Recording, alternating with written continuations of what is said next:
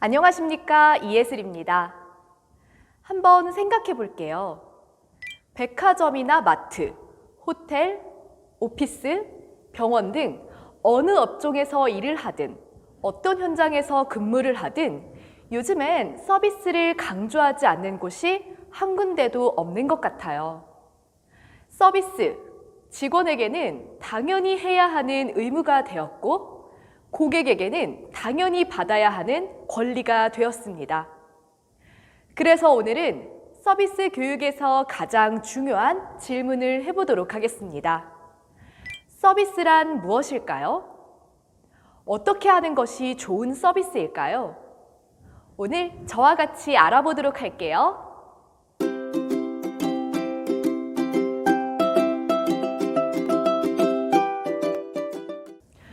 서비스는 친절한 것이다 라고 흔히들 알고 계실 거예요. 그런데 단순히 친절한 것이 바로 서비스다 라고 말할 수 있을까요? 한 핸드폰 가게에서 있었던 일입니다.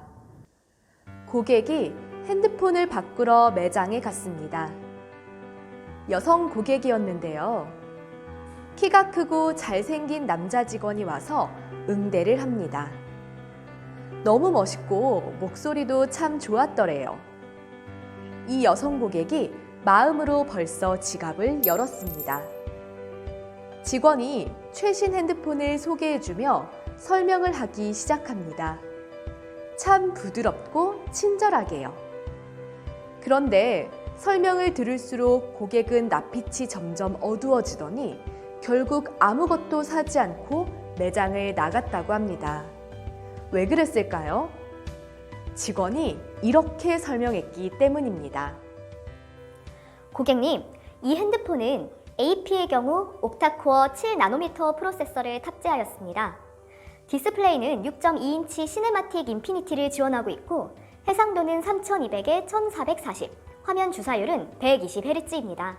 배터리는 4000mAh를 탑재하고 있고 충전 시 유선은 25W, 무선은 15W를 지원합니다.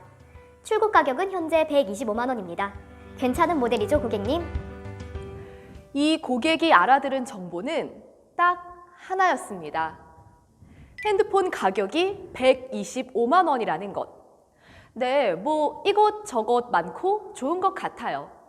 그런데 뭐가 얼마나 좋은지 이 고객은 모르겠는 거예요. 핸드폰에 관심이 많은 사람은 이게 얼마나 뛰어난 성능인지 알지만 이 여성 고객은 AP가 어떻고 15W가 어떻고 그래서 뭐가 어떻게 좋다는 건지 알아들을 수가 없었습니다.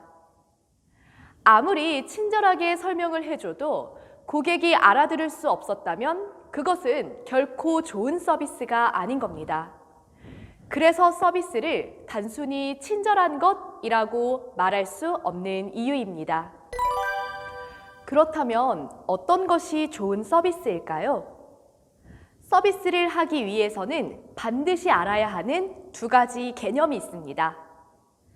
이해와 배려입니다. 서비스는 무턱대고 내가 뭘 해줄게가 아닙니다. 내가 주고 싶은 것을 주는 게 아니라 상대방이 원하고 필요로 하는 것을 줘야 서비스죠. 그래서 상대방이 뭘 원하는지 먼저 상대의 마음을 아는 이해가 필요합니다. 아, 이 사람이 이걸 원하는구나. 이 고객에게 이것이 필요하겠다. 머리로 먼저 알고요. 두 번째, 알았으면 행동하는 것입니다. 행동을 실천하는 배려까지 가는 것이 바로 서비스입니다. 정리하면 결국 서비스는 이해와 배려입니다. 1단계, 고객의 마음을 알고요. 2단계, 알았으면 행동으로 표현하는 겁니다. 예를 들어 볼까요? 동료가 사무실에 들어오는데 이마에서 땀이 뚝뚝 떨어지고 있어요.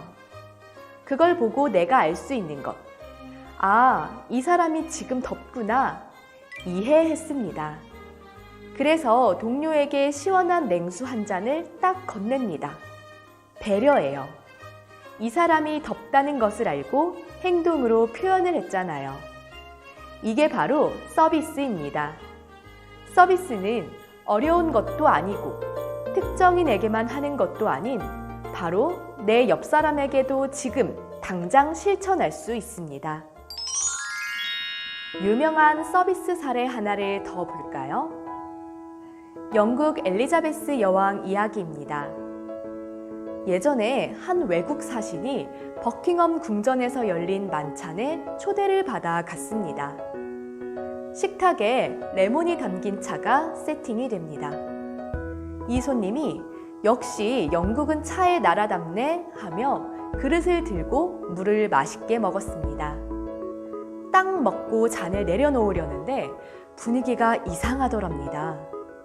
주변의 모든 사람들이 경악스러운 표정으로 그 사람만 쳐다보고 있더래요. 알고 보니 그게 차가 아니라 식사 전 손가락을 씻는 용도로 나온 핑거볼이었던 것입니다. 그러나 이 문화를 몰랐던 손님은 그걸 모르고 물을 마셔버린 거죠. 사람들이 수군대기 시작합니다. 어떻게 저런 것도 모를 수가 있지?